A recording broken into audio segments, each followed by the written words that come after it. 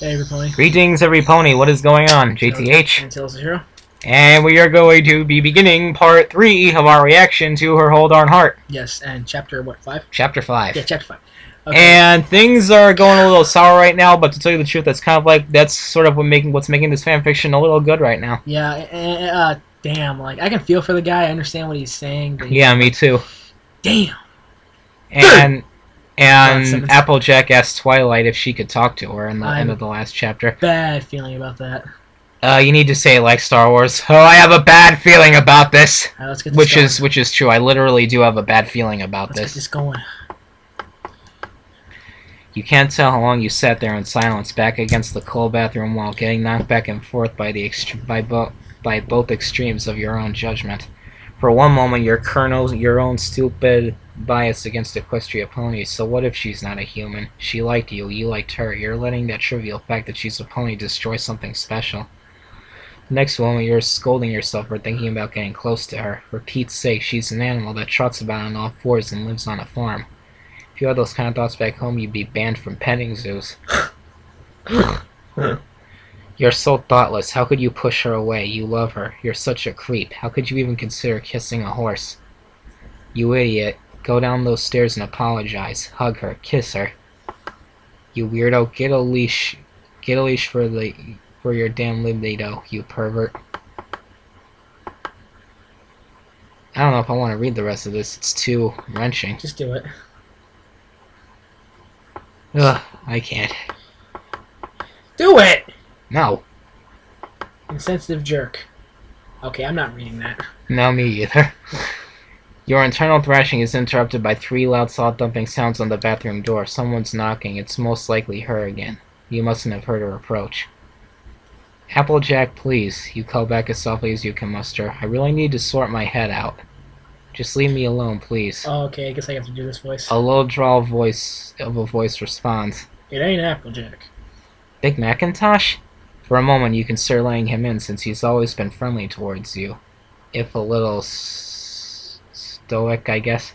On the other hand, you just broke his little sister's heart. He's probably furious about that, but his usually indifferent speech pattern is almost unreadable face that would make that difficult to know for sure. In the end, you stand yourself up on 2 feet and unlock the door. The 2 of you exchange silent looks in the doorway. What are you supposed to say to the brother of some pony who you've just emotionally wrecked? His face shows signs of just barely a frown. That much is expected. He's clearly noted your reddened eyes by now. Perhaps he won't be too harsh on you. With a nod, you step aside from the door, granting him entrance. Couldn't handle it, huh? Max speaks, using as little words to convey his message as possible. What caused it? Too many eyes watching? She's too different from your biped friends at home? The amount of people ponies watching didn't help. You close the lid of the toilet as a makeshift seat. But it's not what caused it. So it's because she's a pony. Macintosh gets straight to the point. You answer immediately. You're not too certain yourself. Maybe. I don't know. After a pause. It wasn't so much of her being a pony. It's me not being able to see past her being a pony. You'd love her if she were one of your kind. His expression remains unchanged. I love her now, Mac. You snap back. I just can't express that. I'm not allowed to.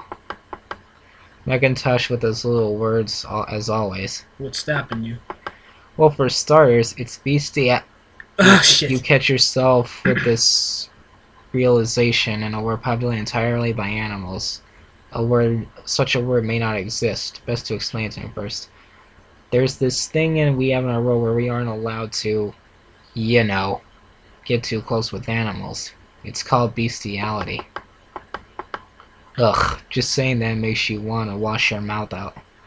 And when I kissed Applejack back there, that was all I could think about. How wrong it was, and what I did do because of it. I ruined my chances with an individual who truly cared for me. To you, that's 100 times worse. A real man would make sacrifices for that sort of love. Macintosh raises a hoof to his chin for a moment, before matter-of-factly stating, Ponies ain't animals. They're ponies. Huh? Think about it. If Applejack and I were animals, what's What? Winona. Winona. Oh. You open your mouth to reply with a dog, but then something clicks in your head. Animals in Equestria aren't exactly that. Got a point. Animals. They don't have complex thoughts or reasoning.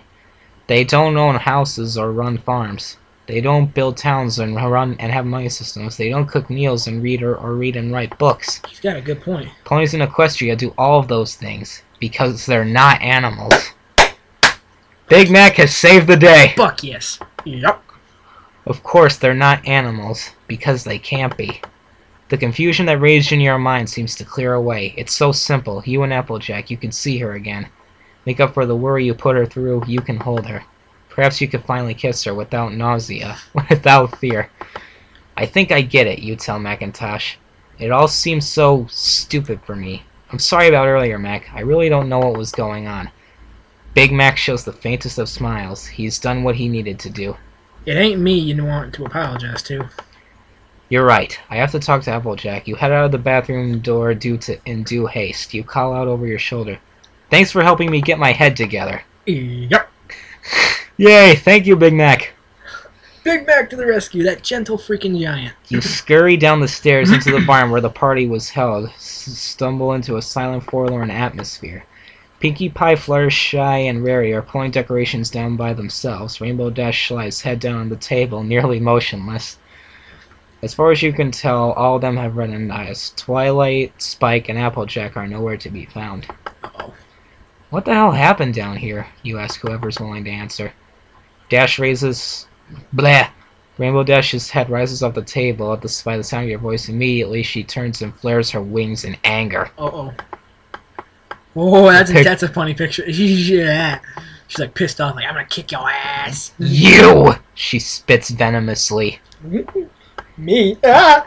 In a split second, Dash shoots across the room and collides with you, knocking the wind out of your back, pinning you against the nearest wall. You can see the hate, the hurt that boils behind her purple eyes. Oh, shit. You made Applejack do this to herself, she roars. Give me a reason why I shouldn't buck you right in that ugly human face. Hey, let go of me! I just felt like doing that. A blue aura grabs Rainbow Dash, pulling her off you. Rarity's magic holds her in place. Rainbow, be a dear and wait until after we've told him what's happening before beating him to a pulp. The frig! Telling by the tone of her voice, Rarity wasn't pleased with whatever you did either. Where's Applejack, the first and most important thing on your mind? She's gone with Twilight and Spike, back to the library. Fluttershy whimpers. We tried to chalk Applejack out of it, but she refused to listen. She said it was... Derp! She said it was the only way you love her back. They said they were going to look for a transfiguration book to... Oh no. Fluttershy can't get the words out. Excuse me. Oh, flashback. Does being a pony really make you that much? Okay, you already heard that before. That was earlier in the... It's all in gray, so it's a flashback. Basically saying, if only you were human. A sharp thorn of panic shoots through you when you realize what happens. It's what's happened. It knocks you dumbstruck for a few long seconds. Seconds that could be spent preventing disaster. As you come to your senses, only one word can be heard echoing in your mind. Run. Run! Go, bro, go. Go, broski! Go, broski! Go!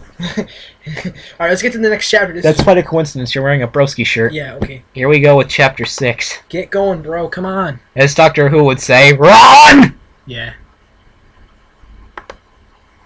Oh, man, I feel bad for this fucking bro. Oh, Jesus, in heaven and hell.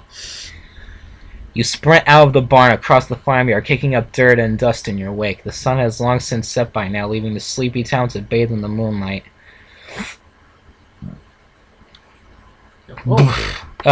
Derp. Good, less ponies stop and stare at human running through their own town.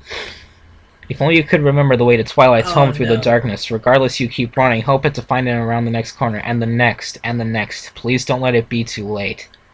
There you are. Wait up.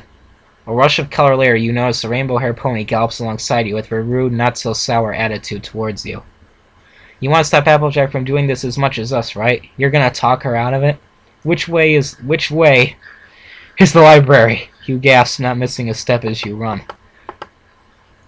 Ugh, you're more hopeless than I thought. Give me a second. With that, she disappears as suddenly as she arrived. Before you even consider what she's doing, a rainbow trail of force picks you up from behind and lifts you, with much heaving, off the cobblestone path in the air above the houses. Whoa. So she's carrying him. Whoa! What the hell do you think you're... I've already screwed my chances with my boyfriend today, and I'm not losing my best friend, too. The library's this way, and I'm gonna talk her out of making the biggest mistake of your life. She grunts. Jeez, you humans are heavy! Guilty as charged. Right? Yeah, guilty as fucking charged. Guilty as bucking charged, you mean? I keep reading. I found it! Spike's voice carries across the room as he approaches the 2 points with the dusty book in his claws. Oh boy. Twilight gives him a nod of thanks, lifting the book, flicking through with her horn's magic.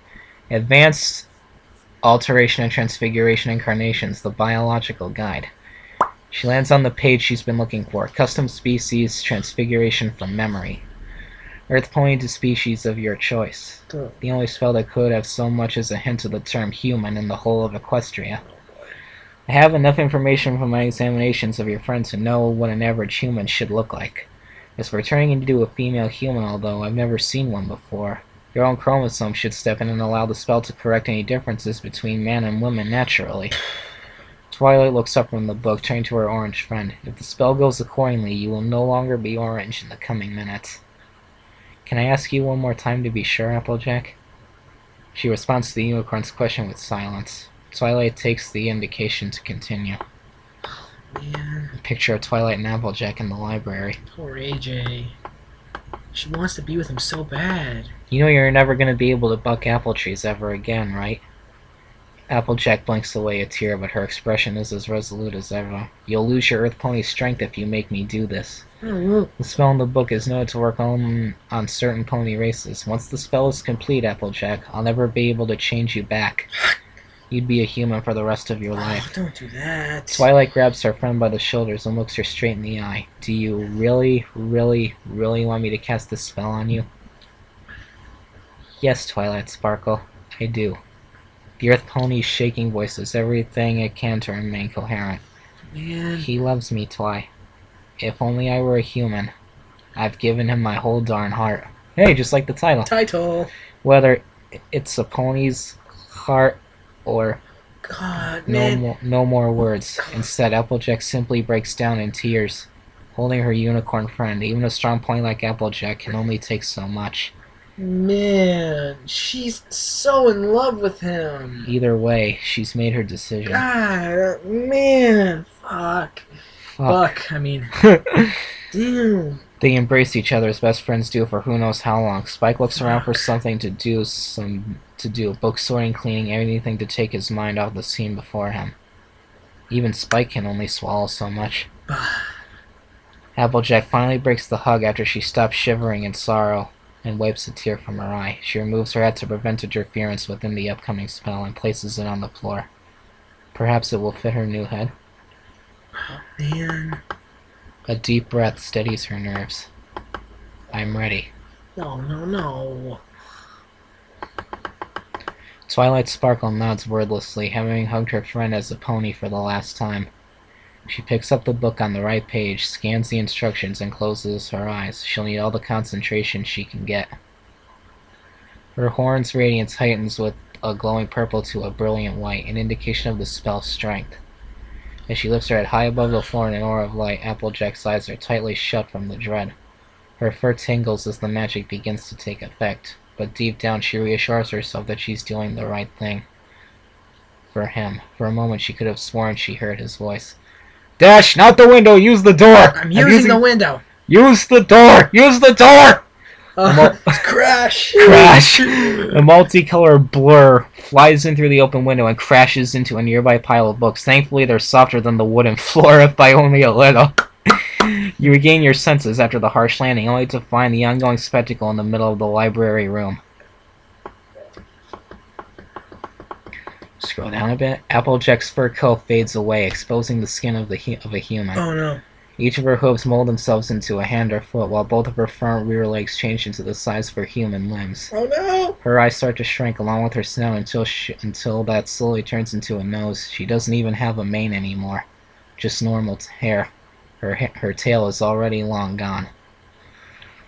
Her body distorts until Applejack herself is unrecognizable. She hangs there, a naked female human suspended by magic. As the spell nears its completion, all it has left to finish are the minor details. Any other person would have found this naked human beautiful. To you, it's the most horrifying thing you've ever seen. This isn't the Applejack you're in love with. Stop! Ow! Sorry for the ear rape. You scream out in desperation. The spellcaster flinches at the sudden outburst, nearly losing the grip on the spell entirely, while Rainbow Dash throws herself forward on a full pelt, knocking Twilight off her hooves. The spell's influence finally shatters in a blinding burst of light. Oh crap. Is it too late? The once hovering figure falls to the floor with a pained grunt. Her large green eyes open and stare downwards at her body, every inch covered in the familiar orange fur. Saved by the freaking bell. Talk about a close call. Damn right. She holds out and scruntizes her hooves, whatever. Not finding a single finger on them. Applejack the pony pulls herself up.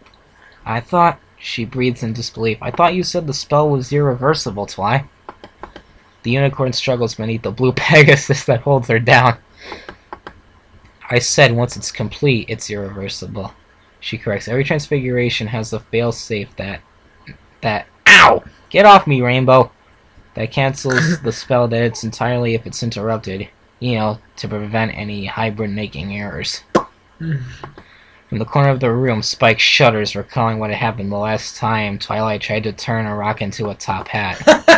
I remember that. Oh, it's a flashback picture. Yeah. Interruptions hurt. Ow. Applejack turns her head towards you and your shaken up expression. You kneel down in front of her, placing a gentle hand on her equine face. Are you okay? You whisper. She nods, trying to find her voice. Why did you want the spell to stop? I thought me being human was what you wanted. No. No, it isn't. I'm sorry. You pull her in, embracing her in a hug that you can only hope fixes your foolish mistake. It was the dumbest thing I've ever said. You're perfect just the way you are. Yay. Yay! Slowly your forelegs wrap around your waist, hugging you back. I was really gonna go through with that, you know. If you really wanted me to be a human, I'd do it for you in a heartbeat. Oh,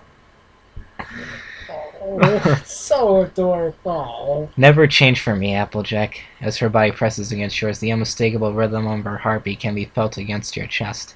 It was a pony's heart, not a human's, that she'd given you. And you wouldn't have it any other way. Never change. Two ponies and a dragon just stand there, unsure whether to encourage, to show affection, or to look away. At least someone gets a happy ending, Rainbow Dash sighs. Twilight, as usual, offers her support. Are you ready to talk about what happened between you and your rookie yet? Dash shakes her head. Nah, maybe tomorrow. I'm too tired from the party. 5-hoof wrestles and carrying this guy over half Ponyville. I gotta sleep. Understandable. Yeah. In the end, you leave the library with the most beautiful pony in the world by your side. Yes. And just off the record, this isn't the end. No, we got 2 chapters left. 2 chapters left. Chapter 7 and Chapter 8. Thank God he stopped her. Yes, anyways, once again, this is JTH. And Tales of Hero. Good day.